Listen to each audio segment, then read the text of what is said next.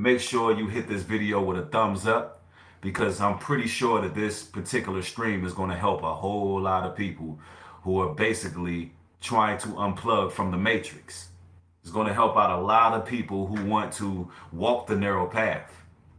And you got to know, ladies and gentlemen, that when I speak on organized mobbing, I speak on every facet of organized mobbing. And it just so happens that right around the holiday season, the sorcery, the magic, the witchcraft, the enchantment is on the highest level possible.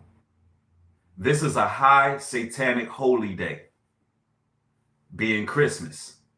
And during this time, there's a lot of things going on in the atmosphere all around you. There's a lot of things taking place. There's things taking place in the unforeseen realm. There's certain rituals being performed. Now, you got to know off break, the word Christmas. The word Christmas is Christ Mass. Christ Mass. Now, for those who don't know what the definition of mass is, you can intertwine that word with mass murder. A mass is also when you're going somewhere and you're mourning, like, after a funeral, there's a mass. So it has all to do with death. So when you hear Christ Mass, you're literally hearing Christ death. All right? The word mass, it is basically the indiscriminate killing of any person or people by a government. A democide, as we call it. The murder of any person or people by a government, including genocide, politicide, and mass murder. You got to understand how political Christ's death was. Christ was actually murdered by the government. So when he was murdered by the Romans. So when you hear Christmas, it's talking about the murder of Christ. All right, that's number one. That's what Christmas is. And they're reveling in the murder of Christ. So it's not about his life.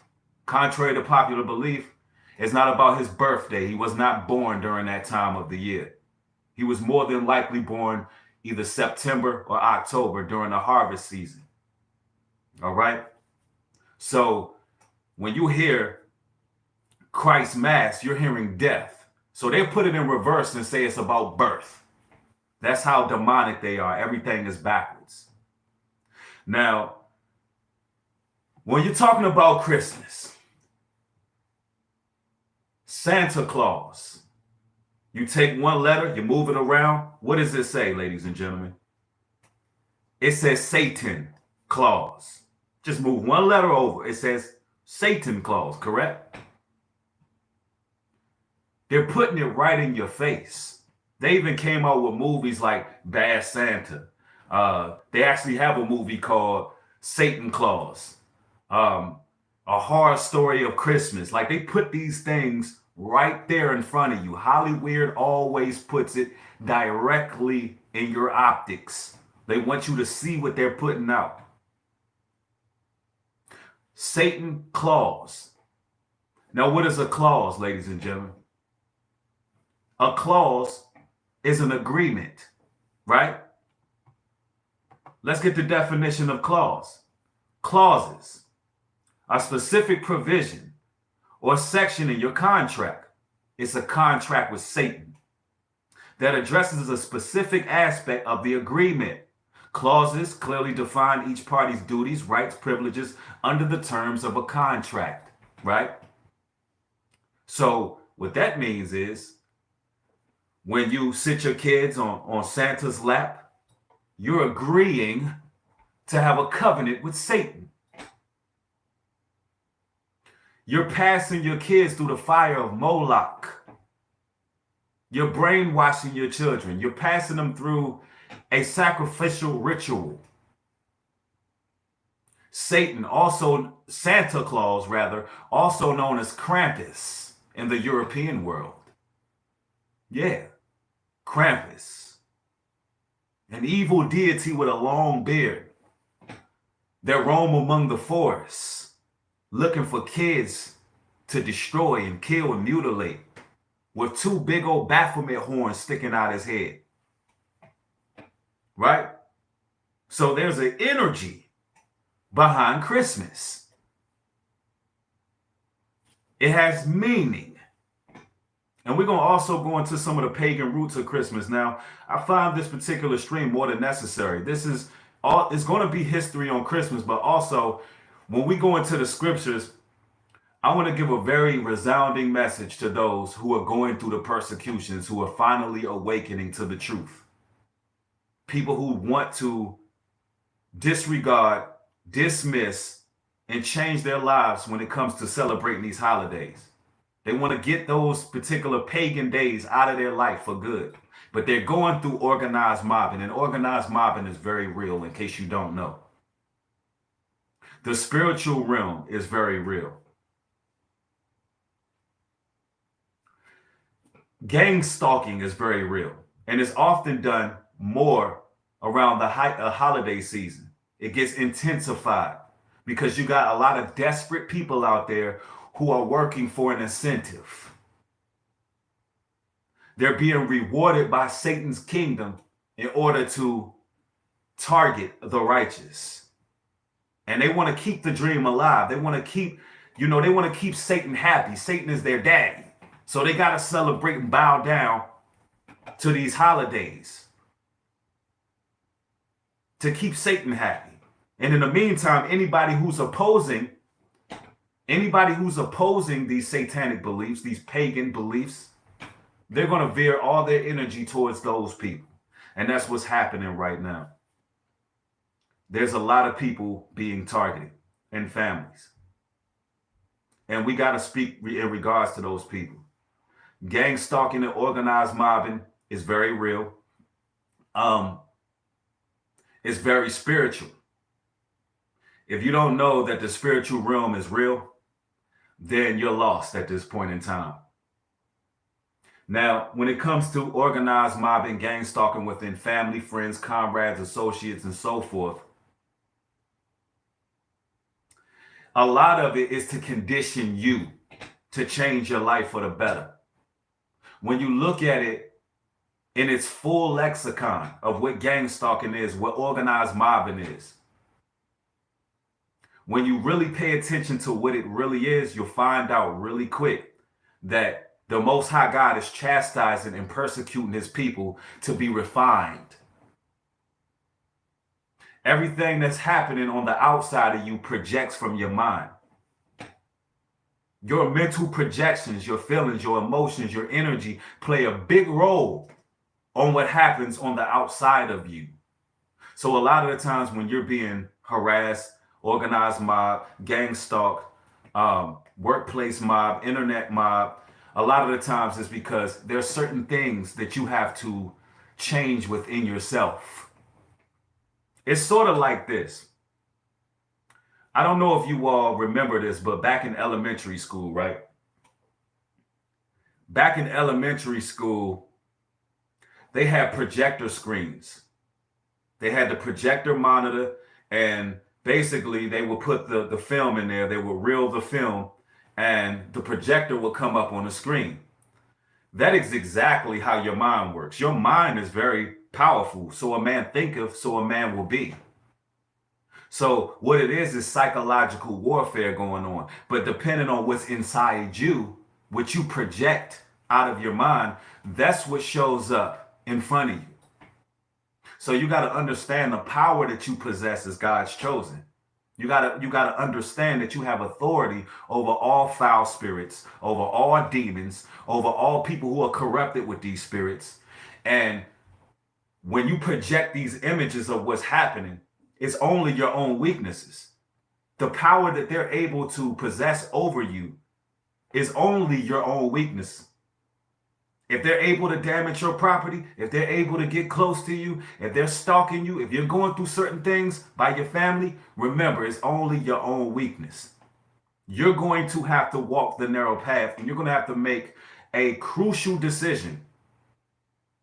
to disregard all evil, to put it away, to put the pagan holidays away, to disregard anybody who is opposing your walk with the Heavenly Father. You're going to have to put it away, because only then your protection will come. Only then no one will be able to harm you. No one will be able to hurt you. You will overcome all this mobbing.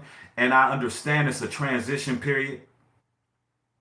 A lot of people are going through great travesties within their family right now. And we're going to discuss some of those things from a biblical perspective.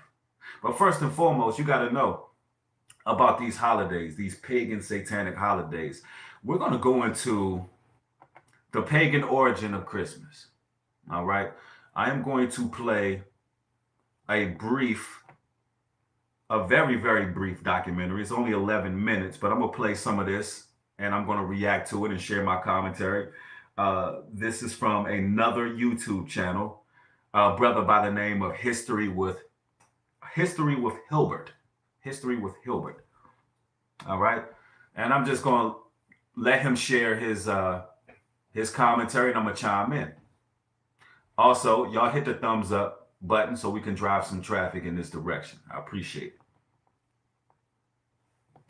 Christmas. It's the time of year when we in the West celebrate the birth of Jesus Christ with nice things like nativity plays and carol singing, where we sing about Jesus and God and all of these very Christian things. And of course the name is Christ Mass. It goes right back to this old Christian idea. So Christmas must... Christ Mass, Christ murder, Christ death. That's what Christmas means. Be incredibly Christian and all about Jesus and God and the Bible, right? Well, not quite. In this video, I'm going to be looking at the pagan and mostly the Northern European pagan origins of Christmas and some of the things we do. Christmas Day is celebrated on the 25th of December, although there is no real link to this with the birth of Jesus Christ. There's no link to December 25th with the birth of Jesus Christ. In fact, ladies and gentlemen, it is Nimrod's birthday. And we're going to go into the history of Nimrod and his mother Semiramis. All right? It's Nimrod worship. Actually sure on which day he was born. However, there is a very strong link to one of the festivals called Yule by the Old Norse, Yule by the Old Frisians, and Yule by the Old English. And this festival was a very important part of the pagan calendar, not only in the Northern European pagan traditions, but also in many other ones around the world. And also, I watched a video earlier from an actual witch. Because if you want to know what they do around the Christmas holiday, hey, there's plenty of witches all over YouTube speaking about how pagan Christmas is. Because this is one of their high holy days. And this is why the Christian church is such an easy target. Because you're celebrating their days. You're not celebrating the days in the Bible. You're celebrating their high holy days. So if you're not being taught, you're open game for witchcraft. Because this is what they do around this time of the year. As it coincided with one of the major changes in the year to do with the harvests.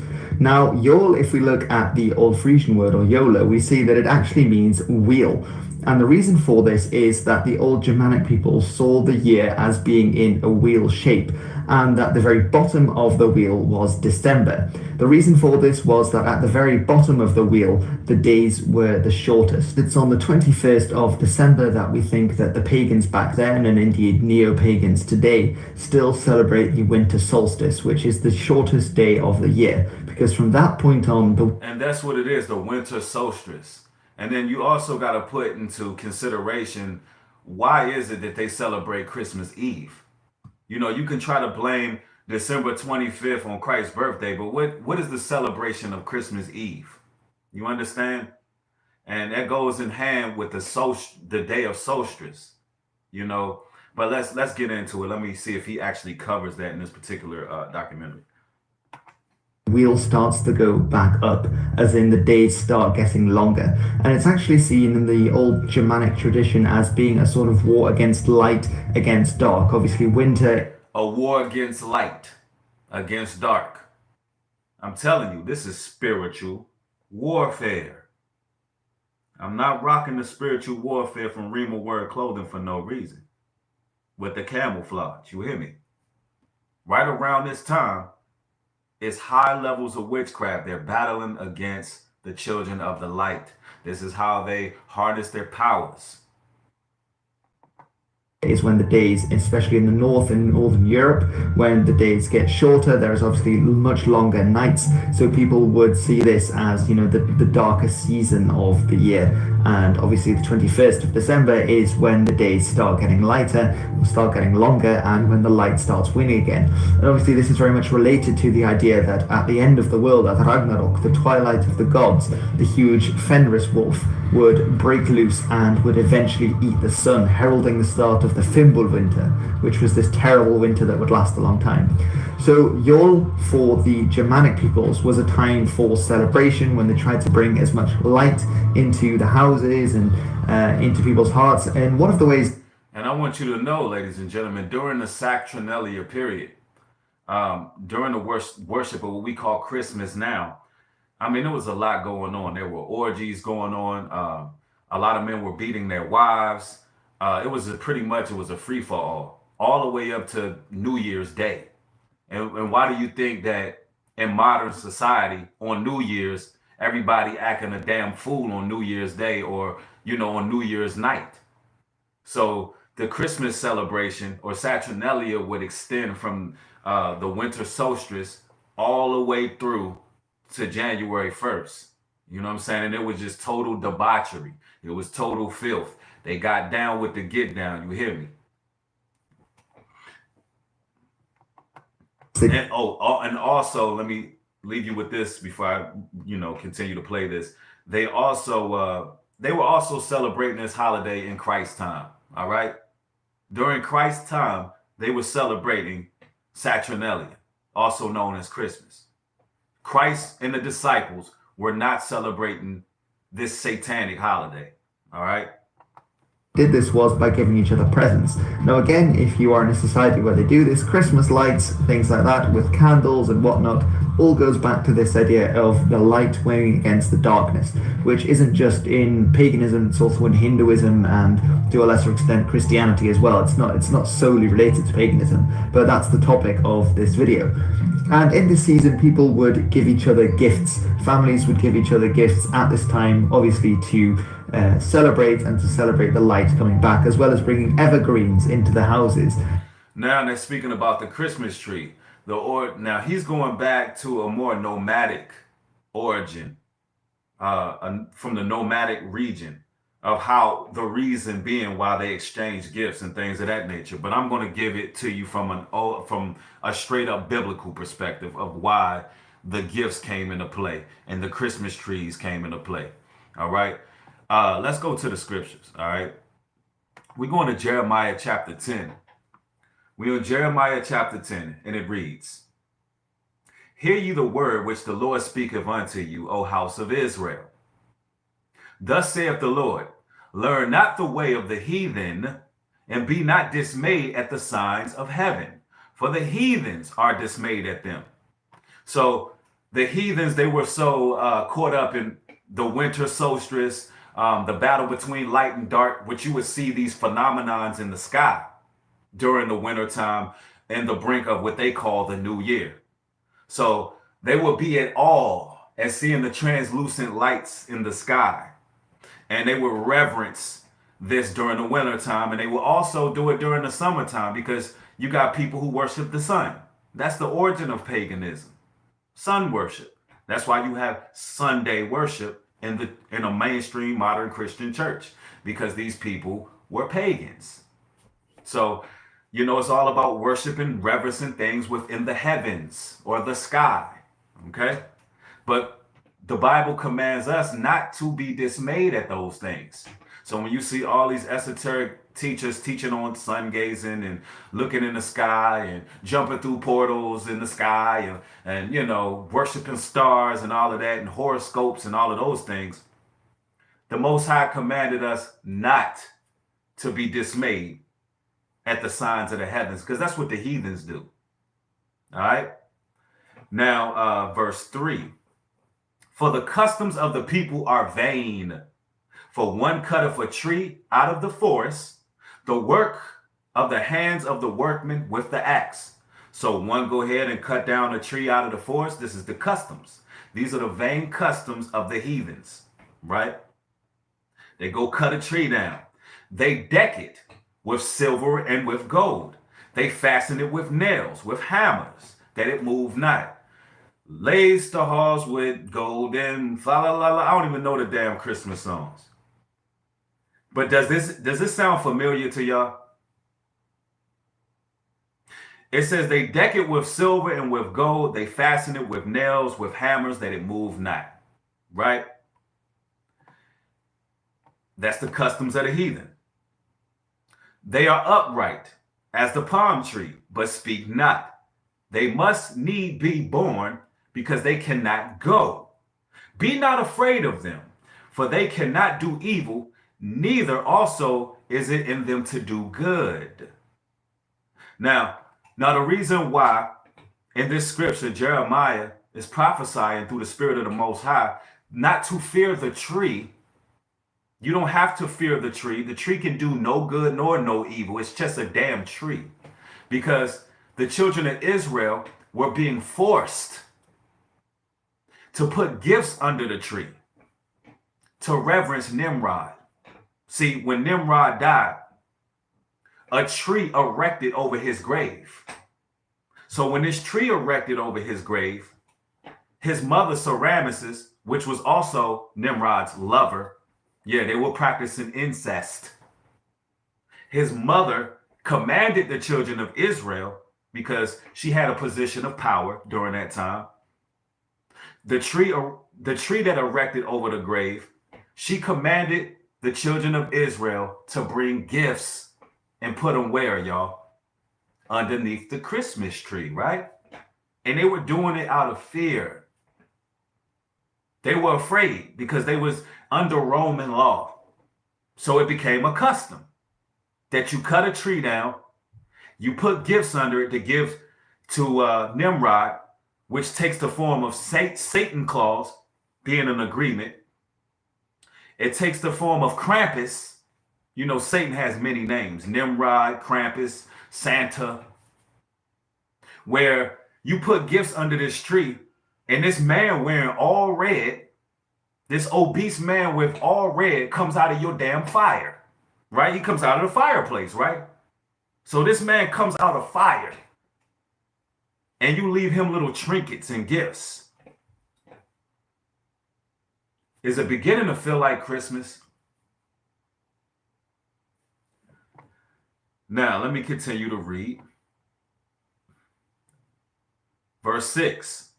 For as much as they are none like unto thee, O Lord, thou art great, and thy name is great in might. You only serve the Most High God. The Most High's name is great in might. That's who you go to. That's who you worship, reverence. You ain't got to cut no trees down. You ain't got to lace no Christmas tree in your house. If you got these trees in your house, get them the hell out. Get rid of them. Get rid of your decorations this year. Pack it up. Throw it off in a damn dumpster where it belongs.